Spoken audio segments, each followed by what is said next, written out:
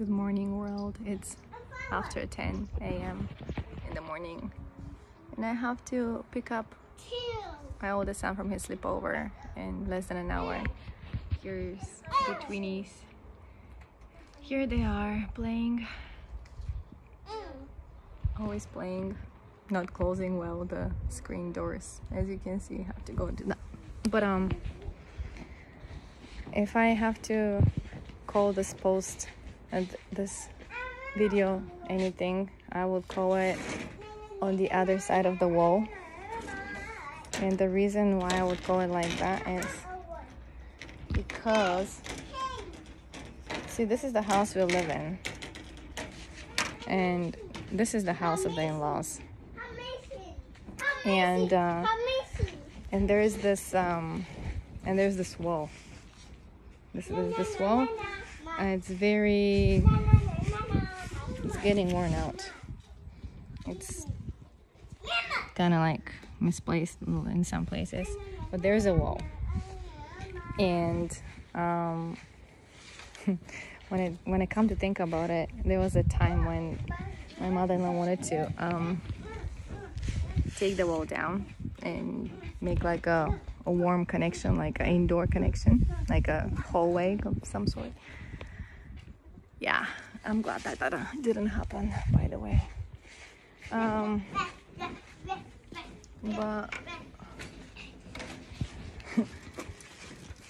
so here's the wall, and I was taking laundry in from the line, from the pipes here, and the boys have to, for their part of their summer homework, they have to read a book in Japanese, and they have to write 3 pages about it. Pages meaning those square papers with squares, and you write kanji, but you write like from up to down, and from up to down, and from left to right. Yeah, it's the opposite. And so, but the thing is, in our house we don't really have that kind of book, those kind of Japanese books. We have Japanese comic books, we have English comic books, and we have lots of English books, which they don't really read. But we have lots of Japanese comic books, but those are not really, you know, like storybooks that you can, I mean, they still have story in it, but it's like comic books, so I don't know if that qualifies, because they encourage, you know, in the summer to read books so that they can improve their understanding of the kanji. Well, we don't have those kind of books, so their father sent him to his mother's house. You know, it's always like, if you lack something in our house, it's always there in the other house, right? Everybody likes Raymond sort of scenario.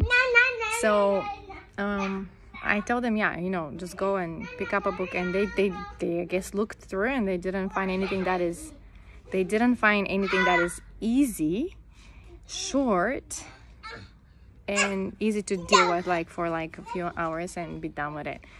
You know, books are books. And so I got really pissed with those boys, and I grabbed like a few books from around the house, and I told them, this is a book that is a picture book, like a comic book. This is for people up until 2nd grade elementary school, probably. That would work for them to write about, but you're big. Kai, come here, come here. And then I showed them another book that is just a normal adult book, like you read in English. There's no pictures in it. And I showed them, this is the kind of book that you need to kind of read. It could have pictures, all right, but it has to have lots of something for you to read. Be careful, Kaipi. And then I showed them another book that is the GRE test books that you can practice. Excuse me, come here, please. Thank you. And then there is a book that I showed them from my hospitality and tourism management books that I kept and brought with me. And that particular one was really boring, because it's like, it says hospitality law, so it's like just pure definitions and laws, and you know, so I told them they would be really bored to read that. So but you know, to sit down and to explain to them those concepts, it takes time, it takes energy, it takes willingness to do it. That's something that I feel like in this house is just the mother's job to do. So again, back to that wall. So I'm picking up the laundry from here, and they're there reading, trying to find books. So they come home stomping and all, like worked up,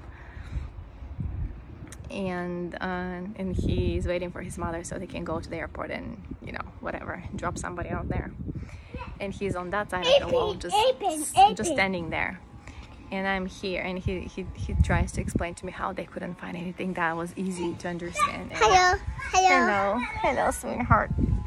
And so I was like, I didn't say anything. What can I say? I just took a deep breath and did what I just explained that I did with the different kinds of books. So, of course, one of the boys ended up. They took books from the library in their school, but it's still like a comic kind of book. It does develop a story and it has educational part of it. So hopefully they'll pull out something out of it and just kind of like do it to say they did something. But the main point is what is really sad in the whole story is like there is the guy behind that wall. Not part, it's like literally, it's like symbolically not part of this family unit here. It's him and his mommy there, and that's how it is here. It's just me and the kids, and I cannot help them with Japanese homeworks. I'm sorry, I just can't. I'm not born and raised here. I don't know their language. I don't know the style of writing here, and I cannot help them even if they have like a guide paper to tell them what to write and how to write it. I can't. I just can't. I'm sorry, I can't. And to begin with, it was not even my choice to live here and to put my kids through that. And I just realized that my kids probably have a hard time reading Japanese books. That's why they hate it. And they also cannot really read English books either because, you know, they just don't. They just stay on screens all the time. So they're pretty screwed up if they don't have somebody to push them towards the right direction of education. So that's another reason purely I want to be out of here, because for their sake. I could thrive anywhere on my own, but I have 5 kids and they're my responsibility. And so I'll let the guy behind the wall to live his life and focus on whatever he has in his mind to focus on. And I will go ahead and help my children to go through life as much as I can. Again, it always feels like one person pulling the wagon, and when covenantally it's supposed to be 2. So that's it.